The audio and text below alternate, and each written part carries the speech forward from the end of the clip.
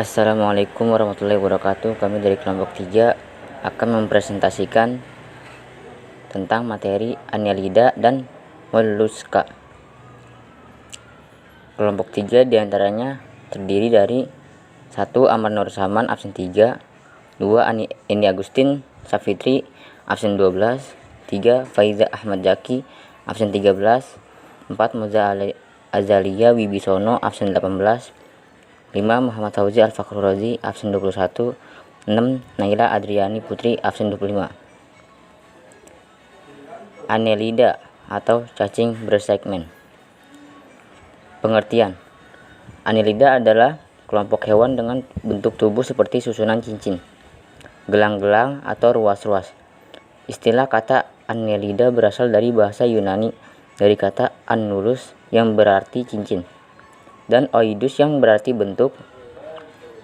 Annelida adalah cacing dengan tubuh bersegmen, tripoblastik dengan rongga tubuh sejati atau hewan selomata dan bernapas melalui kulitnya. Ciri-cirinya memiliki tubuh bersegmen atau berwas-was yang mirip dengan cincin dan memiliki otot. 2. Memiliki tripoblastik selomata, simetri bilateral dan metameri.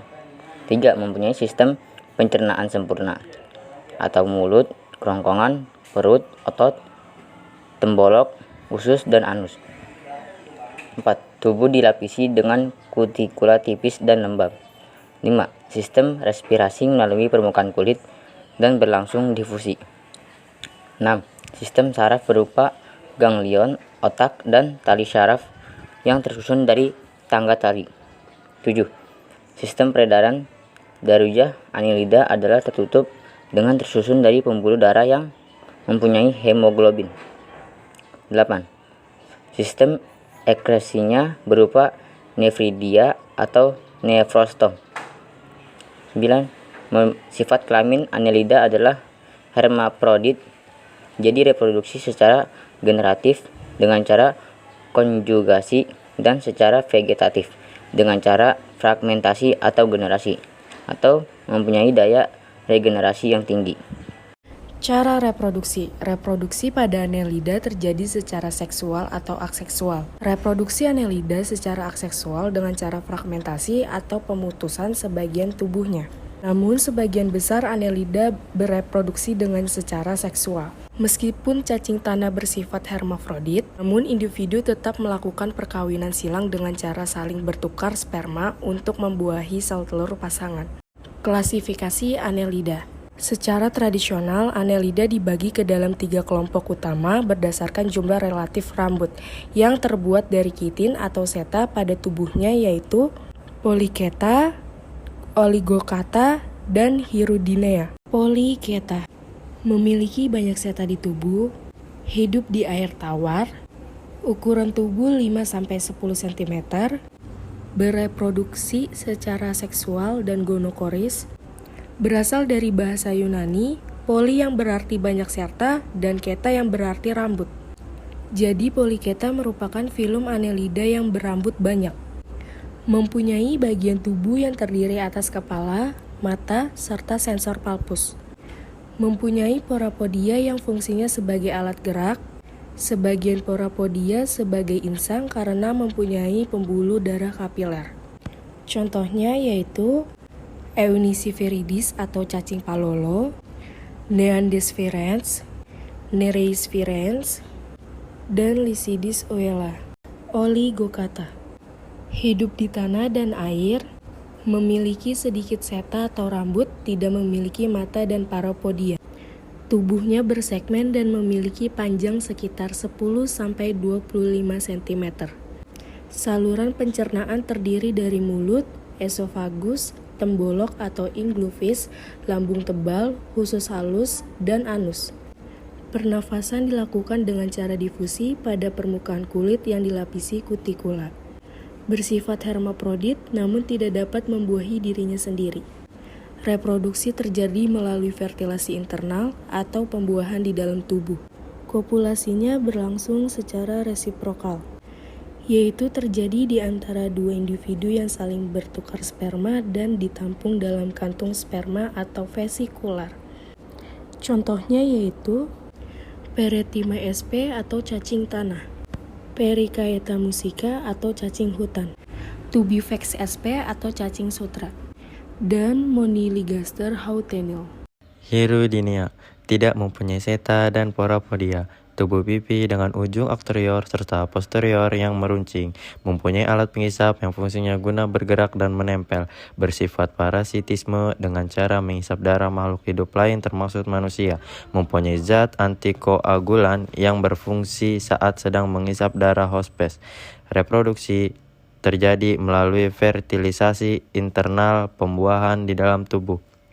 Contoh-contoh Hirudinia: Haemodipso zelanich atau pacet, Hirudo medicinalis, lintah medis, Dinopdelia ferox, lintah India, Hirudo javanica, lintah Jawa. Peranan Annelida menguntungkan makanan manusia karena cacing memiliki sumber protein yang berpotensi dimasukkan sebagai bahan makan manusia seperti halnya daging, sapi, dan ayam. Bahan baku ternak memiliki kandungan protein, lemak, dan mineral yang tinggi. Cacing tanah dimanfaatkan sebagai makanan ternak misalnya unggas, udang, kodok, dan ikan. Bahan baku obat. Cacing tanah dipercaya dapat meredakan demam, menurunkan tekanan darah, menyembuhkan bronkitis, reumatik sendi, sakit gigi, dan tipes. Bahan baku kosmetik. Cacing tanah diolah untuk digunakan sebagai pelembab kulit dan bahan baku pembuatan lipstik. Obat luka. Lintah digunakan untuk dapat membersihkan nanah pada luka yang telah terinfeksi. Untuk transfusi darah, hirudin bermanfaat menyimpan darah untuk keperluan transfusi darah. Merugikan. Dapat menimbulkan penyakit cacing pita, cacing darah, cacing hati, cacing perut, cacing kremi, cacing tambang, cacing filaria. Menyebabkan anemia seperti cacing darah, cacing tambang, pacet, dan lintah. Moluska. Pengertian. Moluska adalah kelompok hewan sifatnya tripoblastik, slomata, dan invertebrata yang bertubuh lunak dan multiseluler. Istilah moluska berasal dari bahasa Yunani dari kata molluscus yang berarti lunak. Moluska termasuk dalam hewan yang lunak, baik yang dengan cangkang atau tanpa cangkang, seperti dari berbagai jenis kerang-kerangan, siput, kiton, dan cumi-cumi serta kerabatnya. Ciri-ciri: mempunyai ukuran dan tubuh yang bervariasi, mempunyai lunak dan tidak beruas-ruas, mempunyai tripoblastik slomata, merupakan hewan invertebrata, tidak mempunyai tulang belakang, hidup di air dan di darat, mempunyai cincin syarat yang merupakan sistem syaraf, organ ekskresi berupa nefridia, mempunyai radula lidah bergigi, bersifat hewan heterotrof, berkembang biak secara seksual. Moluska memiliki struktur tubuh yang simetri bilateral. Tubuh terdiri dari kaki, massa visceral, dan mineral.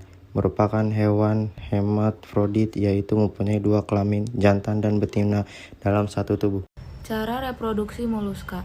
Moluska bereproduksi secara seksual dan masing-masing organ seksual saling terpisah pada individu lain. Fertilisasi dilakukan secara internal dan eksternal untuk menghasilkan telur. Telur berkembang menjadi larva dan berkembang lagi menjadi individu dewasa. Klasifikasi moluska. Moluska diklasifikasikan berdasarkan bentuk struktur tubuhnya terbagi menjadi 5 kelompok, yaitu pertama Amphineura atau kiton, kedua Cephalopoda atau hewan berkaki kepala, ketiga Gastropoda atau hewan berkaki perut, keempat Scaphopoda atau siput gading gajah, kelima Bivalvia atau Pelecypoda atau Lamae liberaceata atau hewan berkaki pipih. Amphineura. Amphineura merupakan hewan yang simetris bilateral, kaki ventral memanjang, mempunyai ruang mantel yang mengandung insang, permukaan dorsal tertutup oleh spikula berlendir, bersifat hermafrodit. Amphineura juga memiliki kaki yang pipih dan memiliki struktur radioula pada tubuhnya. Amphineura juga mempunyai 8 cangkang yang berbahan dasar dari zat kapur. Ia memiliki mulut di kepalanya, namun tidak memiliki baik tentakel maupun mata. Jenis hewan ini akan sering kita temukan di lautan. Biasanya hewan ini akan menempel pada batu ataupun karang di tepi pantai. Contoh Amphineura yaitu Chiton sp dan Neopilina sp. Cephalopoda. Cephal artinya kepala, sedangkan poda artinya kaki. Cephalopoda memiliki arti sebagai hewan yang memiliki kaki di kepala yang digunakannya sebagai alat gerak aktif. Ia sudah memiliki endoskeleton dan eksoskeleton. Tubuhnya juga simetri bilateral, serta terdiri atas kepala, leher, dan juga badan. Cephalopoda mempunyai sepasang mata dan juga 8 tentakel yang digunakannya untuk menangkap mangsanya. Cephalopoda juga mampu mengubah warna tubuhnya karena memiliki zat kromatofor yang mengatur perubahan warnanya. Contoh cephalopoda yaitu Loligo indica atau cumi-cumi, octopus atau gurita, dan terakhir Sepia officinalis atau sotong. Gastropoda. Gastro artinya perut, sementara itu poda artinya kaki. Jadi gastropoda adalah hewan yang kakinya di perut atau juga berarti hewan yang berjalan menggunakan perutnya. Hewan jenis ini rutin mengeluarkan cairan mukosa untuk menjadi pelumas perutnya agar ia bisa berjalan menggunakan perut. Seperti jenis lainnya, gastropoda juga memiliki cangkang dan tubuh berbentuk simetri bilateral. Mengenai kemampuan melihat dan membau, jenis hewan ini dibantu oleh 2 tentakel yang terletak di kepalanya. Selain itu, gastropoda adalah hewan hermaprodit atau berkelamin ganda. Ia juga memiliki alat ekskresi yang disebut nefrida untuk mengeluarkan zat sisa metabolisme. Contoh gastropoda ada Achatina fulica atau bekicot, lalu ada Ampluakea atau siput sawah. Selanjutnya ada Scapopoda. Scapopoda merupakan salah satu jenis moluska yang memiliki ciri khas, yaitu cangkangnya berbentuk panjang seperti terompet. Scapopoda mempunyai alat gerak kaki yang ukurannya kecil. Jenis hewan ini tubuhnya simetri bilateral seperti jenis moluska lainnya. Namun Scapopoda tidak memiliki tentakel dan juga tidak memiliki insang untuk bernapas. Anggota Scapopoda biasanya hidup di tepi laut dan tempat yang berlumpur seperti di pinggir pantai. Di ujung dari cangkangnya yang seperti trompet, ada lubang yang berfungsi untuk membantu anggota Scapopoda dalam beradaptasi dengan kondisi di lingkungan habitatnya. Contoh Scapopoda ada Scopoda sp. Pelesipoda. Pelesipoda adalah sekelompok moluska yang memiliki kaki rata seperti katak. Hewan ini memiliki alat penyeimbang yang disebut statocis dan terletak di dekat pedal ganglia. Sistem reproduksi hewan ini terjadi secara seksual dan mengarah ke larva yang disebut Clostridium. Sistem peredaran darah adalah sistem peredaran darah tertutup. Kelas ini memiliki sekitar 300 spesies. Selain itu, Pelesipoda adalah hewan yang cangkangnya terdiri dari 3 lapisan, termasuk periostratum yang merupakan lapisan terluar dan terdiri dari kitin yang bertindak sebagai tubuh pelindung. Lapisan tengah pada cangkang Pelesipoda, lapisan prismatik tersusun atas zat kalsium karbonat. Lapisan yang satu ini berbentuk seperti prisma.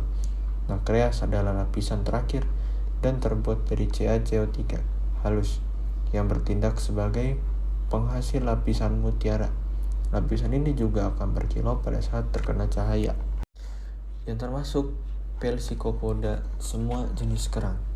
Ostrea edulis, Corbicula fluminea, Avicula, Pinstada maxima, Meleagrina, Mytilus, Anodonta, Cardium. Klasifikasi ilmiah.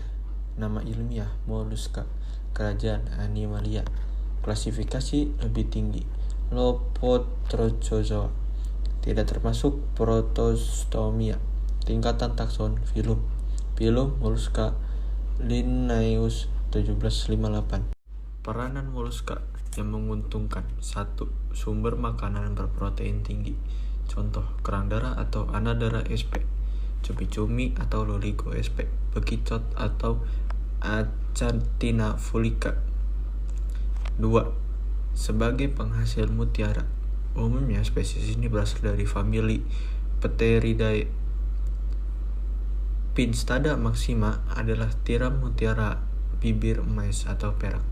Pinstada margaritifera, tiram mutiara bibir hitam. Pinstada fucata, tiram mutiara akoda. Pteria penguin, tiram mutiara bersayap. 3. Bahan baku kosmetik. Beberapa spesies moluska juga diambil bagian tubuhnya untuk bahan kosmetik. Biasanya bermanfaat untuk mencerahkan dan melembutkan kulit. Contoh spesiesnya yang sering digunakan adalah bakicot, Achatina fulica. 4. Sebagai bahan untuk membuat kerajinan tangan. 5. Sebagai indikasi pencemaran air. 6. Bahan teraso.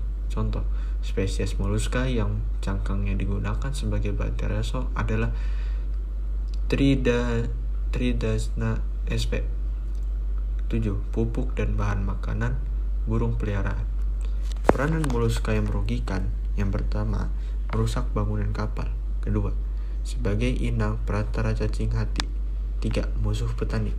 4. Sebagai hama perusak tanaman. 5. Resiko konsumsi moluska. Contoh, kerang. Kerang air tawar biasanya tinggal pada dasar kolam ataupun danau. Ia memakan apapun, termasuk polutan, logam berat yang tersuspensi dalam perairan, limbah industri, kotoran manusia, dan lain-lain. Anehnya, meski racun-racun berbahaya tersebut masuk ke dalam tubuh kerang, ini tidak akan memiliki pengaruh yang buruk pada tubuhnya. Hal ini berbanding terbalik dengan manusia yang menyantap kerang-kerang tersebut. Jumlah logam dan bahan-bahan lain yang berbahaya yang ada dalam tubuh kerang akan sangat membahayakan kesehatan orang yang mengkonsumsinya. Keong menyebabkan cacingan.